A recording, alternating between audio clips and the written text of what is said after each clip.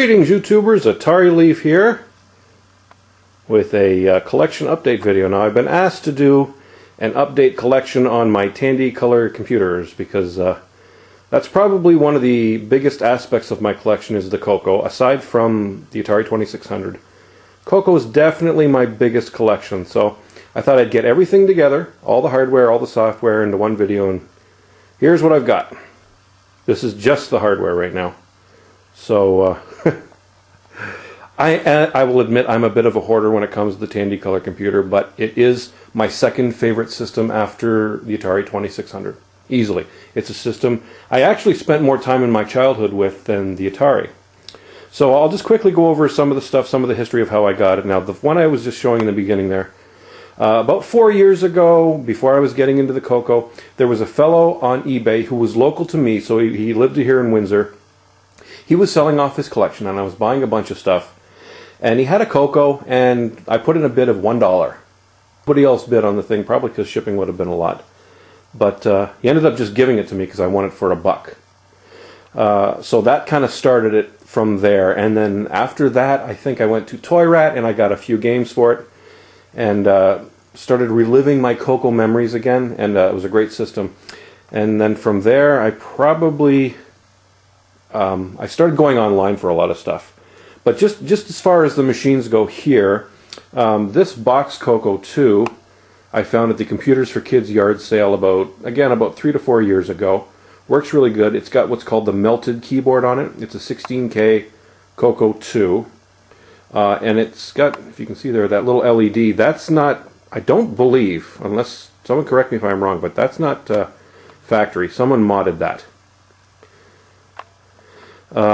So yeah, that was a 16K Coco 2. Let me see what else we've got here. The first Coco 3 I got was, I believe, this one here. That's the 512K model. I got that one from someone on cgcc.ca, which is basically a Canadian gaming forum. He bought it originally from Cloud9 Tech. So yeah, that's the 512K model.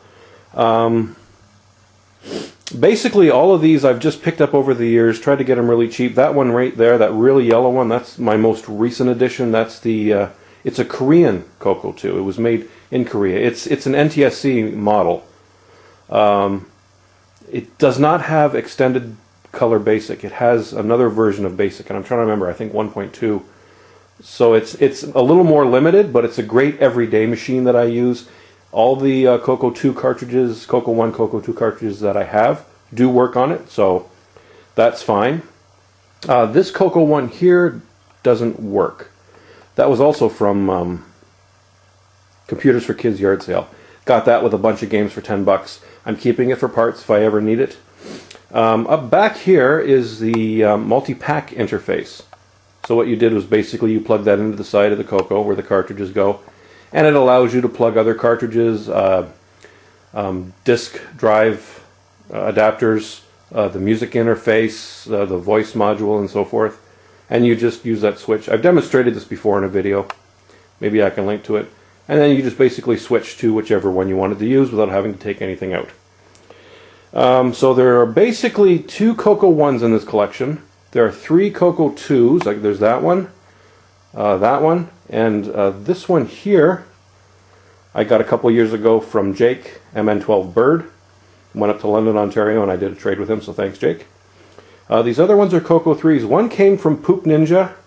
One came directly from Cloud9. No, actually 2 came from Cloud9. One came from Poop Ninja, who got it from John, J-Boy Pac-Man. And I believe John won it on Atari Age. So, interesting. Down here, I don't have any disk drives, by the way. I don't have the monitors. So I just have the one, I have the one tape drive here. And I do have a few cassettes. I'll show that in the software side. And here is basically representations of the Coco joysticks, which you've seen before. That's the basic, most common one, the smallest one. A lot of people don't like it. I think it's great for games like Clowns and Balloons and Double Back. The other one that's most common is that deluxe one there. The pistol grip joystick, and then that one I got on eBay, which I've never seen before for the Coco, the Commander Deluxe. Interesting little stick. And in this box over here, Many, many more joysticks, both deluxe and regular. And then just some manuals down here. Nothing really exciting, but yeah, that's the hardware side of the Coco collection. And again, yes, I'm a hoarder. I can't help it. When it comes to the Coco, I love this system, and I will pick up one anytime I can. So just give me a minute, and I will go switch this over. It's going to take some time. Bring this all upstairs. Bring down all the software.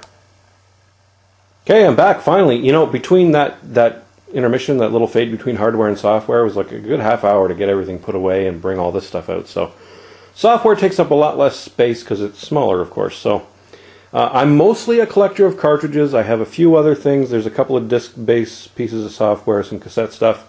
But again, I don't have the disk drive. One, they're expensive. Two, they're prone to mechanical failures. And three, they're really unnecessary because there's something like this right here. That's drive wire. I got that from Cloud9 Tech 2, Boise. He sent that to me. And again, it allows your PC to create virtual disks to load onto a real Coco. So I can play the entire Coco library on my machines as they are. But I'm primarily a cart collector, so we'll go through really quick here. A lot of these are my favorites. Now, I don't have every cartridge. In fact, there's some that I did get rid of. So because I know I'm going to get the comments. You don't have Dungeons of Daggerath. You don't have Dungeons of Daggerath. No. I'm not an RPG guy. Same with Temple of Rom, which I believe is the sequel to that. I'm not a big fan of those kind of games. So, also got rid of Super Pitfall, Predator, RoboCop, Malcolm Mortar, a couple others. I wasn't playing them. Other collectors wanted them, so I sent them off. So, it's just the kind of guy I am. But these are the ones I did want to keep. I do want to keep. In fact, the first 5 rows are my top 30. They're the ones that are on my shelf. They're the ones I play the most. So we'll go through these really quick. We've got Megabug, Popcorn, Clowns and Balloons. Love that. Great Circus Atari game. Stellar Lifeline. Doubleback. Easily probably my favorite of all these cartridge games. It's a unique game. I did a video on it. If you go through my page, my Coco playlist, you'll see a lot of the gameplay on a lot of these games. So, Spider Side, interesting game. Microbes, pretty good asteroid clone. There goes my phone. Panic Button, Bust Out, Shooting Gallery, Polaris, Space Assault, Downland, great game. Canyon Climber, Destruction Derby, Pinball, Skiing, really good, I like that skiing. Monster Maze is kind of a Berserk clone. Tetris, Coco 3 game. Slay the Nerisse, kind of like, and no, it has nothing to do with the character from Deep Space Nine. It's a Centipede clone. Galactic Attack, we've got Starblaze, a Defender kind of game. Androne, did a video of that one. Color Baseball, probably my favorite baseball game from the classic era. Love that one. We got Sokoban, Shanghai, Coco 3. Sylphid, Rampage, really good. Arkanoid, really good. Thexter, how many people knew that Thexter was on the Coco? Tennis, Gin Champion, Football, now we're getting into the stuff I don't play too much. Gomoko Renju, Project Nebula, Robot Battle, that's Roman Checkers, Backgammon, Dino Wars, it's an interesting game. Reactoid, oh, and I got the sealed one there not too long ago from Bretsky, aka Coleco Hitman here. Did a trade for that. Okay, so where was I? Oh, where was I? Reactoid, okay. Quasar Commander, Star Raiders kind of thing. Castle Guard, kind of like Warlords.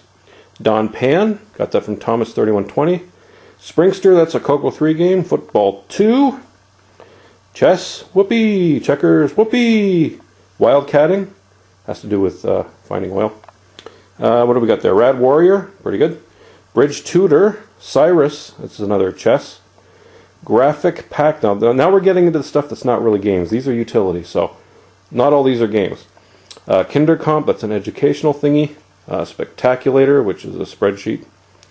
Color Script Set, Color Logo, I'm not even really sure what that does, it's a painting program. Typing Tutor, Math Bingo, there's something fun. Color Cubes, which is like a Rubik's Cube kind of thingy. And we've got some disc stuff here. We've got, again, I don't have the disc drive. I don't even know if these work, but Winnie the Pooh, Mickey's Space Adventure. I found those in a pawn shop in Harrow, Ontario, I think, a couple of years back, 3 years back. Disc-based software. A few cassette games. King Cuthbert is Donkey Kong. I did a review of that. Death Trap, a little tank game in a maze. That's actually pretty good. Starship Chameleon, which I did not too long ago. And again, there's the drive wire. Oh, and we also have Micro Painter Complete. Then we have some manuals, various manuals. That's cassette software, Shape Maker. It's, again, an educational thing. And some more manuals for Starship Chameleon. Puyan I would love to get, the actual cassette. That's a manual. It came in the Coco 2 box that I found at Computers for Kids. Just the manual, no cassette. Time Bound, as I believe, is also educational. And this game, Escape, I mentioned this before when I got this thing.